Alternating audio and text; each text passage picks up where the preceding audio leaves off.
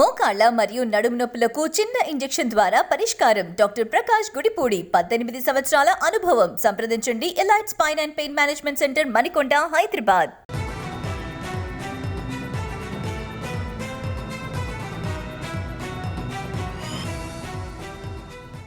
అయితే breaking news చూస్తున్నాం. ఢిల్లీలో ఉద్రిక్త పరిస్థితులు చోటు చేసుకున్నాయి.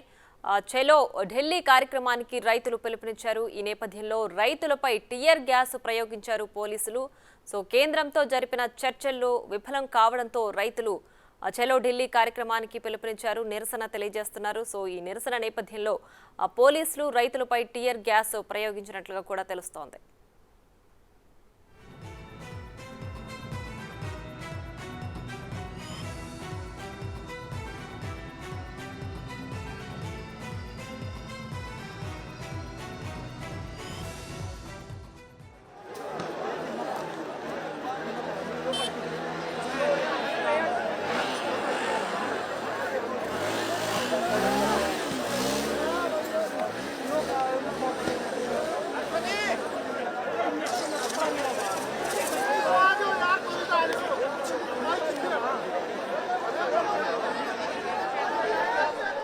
బ్రేకింగ్ న్యూస్ చూస్తున్నాం. ఢిల్లీలో ఉద్రిక్త పరిస్థితులు చోటు చేసుకున్నాయి. కేంద్రంతో జరిపిన చర్చలు విఫలం కావడంతో రైతులు నిరసనకు దిగారు. చలో ఢిల్లీ కార్యక్రమానికి పిలుపునిచ్చారు. ఈ నిరసనలో భాగంగా పోలీసులు రైతులపై టియర్ గ్యాస్ ప్రయోగించారు.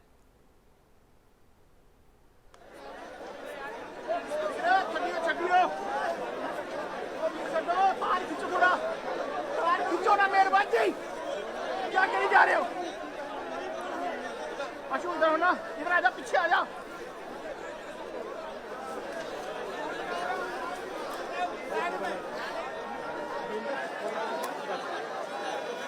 आजा, फ्रेम मिल गया, पूछो।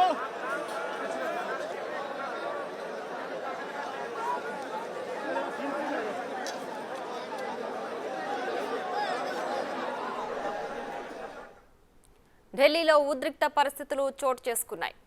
కేంద్ర మంత్రులతో రైతులు జరిపిన చర్చలు విఫలం కావడంతో రైతులు చలో ఢిల్లీ కార్యక్రమానికి పిలుపునిచ్చారు. రైతులు నిరసన చేపడుతున్న కార్యక్రమంలో పోలీసులు రైతులపై టియర్ గ్యాస్ ప్రయోగించారు.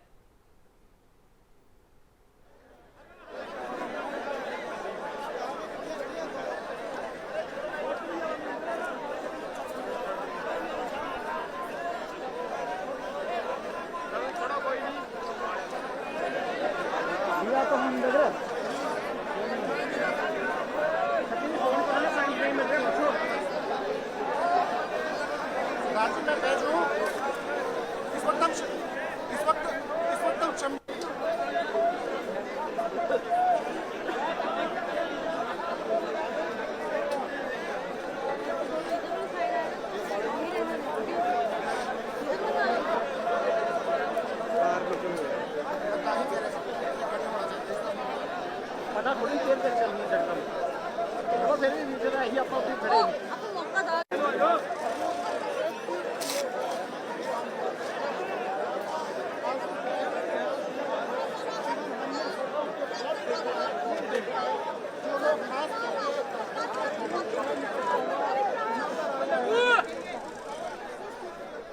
ఢిల్లీతో పాటు సరిహద్దు ప్రాంతాల్లో ఉద్రిక్త వాతావరణం చోటు చేసుకుంది. నిరసనలకు ఢిల్లీ వస్తున్న రైతులపై శంభు బార్డర్లో పోలీసులు టియర్ గ్యాస్ ప్రయోగించారు. దీంతో రైతులు ఒక్కసారిగా చెల్లాచెదురుగా పరుగులు తీశారు.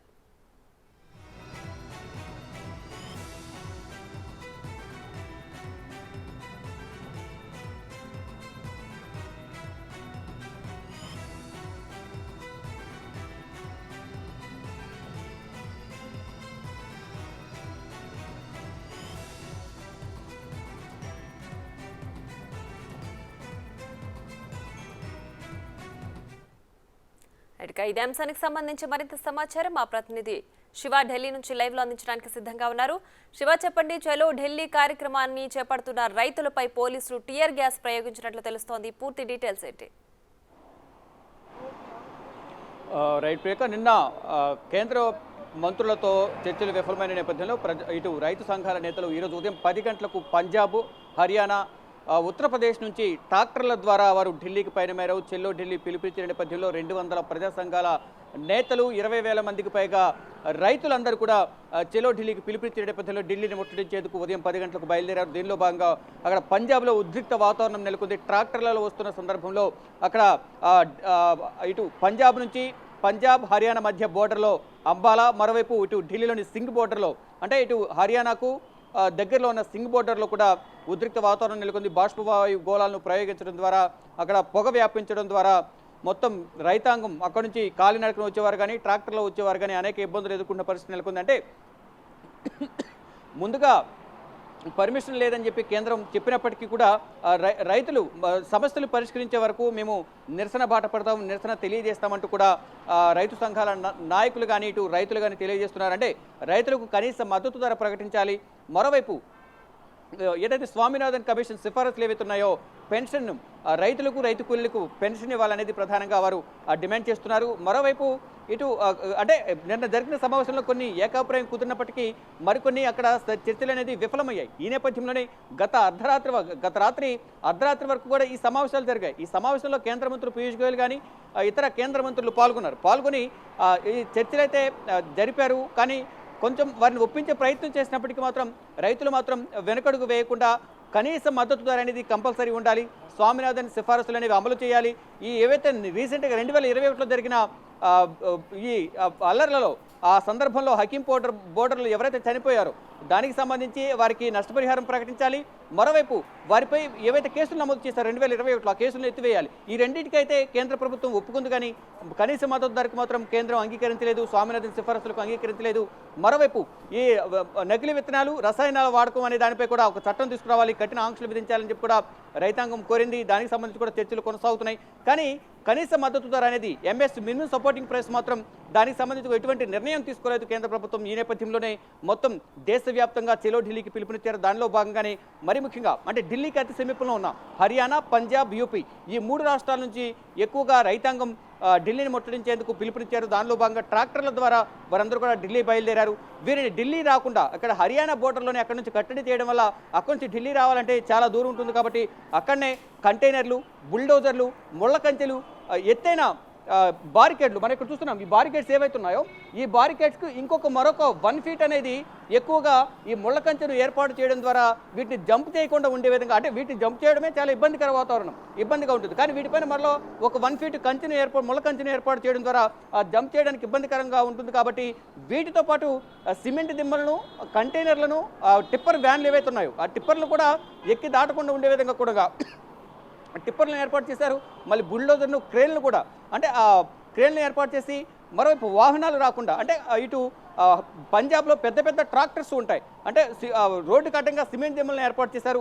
ఏదైతే కల్టివేటర్లు ఏవైతే ఉంటాయో మనం వ్యవసాయంలో కల్టివేటింగ్ దున్నడానికి ఏవైతే వాడతారో రైతులు ఆ ట్రాక్టర్లకు, కానీ ఇక్కడ పంజాబ్లో మాత్రం ఇంజిన్కే ఆ కల్టివేటర్ ఐరన్ రాడ్లు అనేవి ఉంటాయి, వాటితోనే వాటిని లేపేసే విధంగా కూడా ఉంటుంది. కాబట్టి అవన్నీ కూడా పటిష్టంగా ఉండే విధంగా రోడ్లకు అడ్డంగా సిమెంట్తో కట్టడాలు కూడా ఏర్పాటు చేశారు.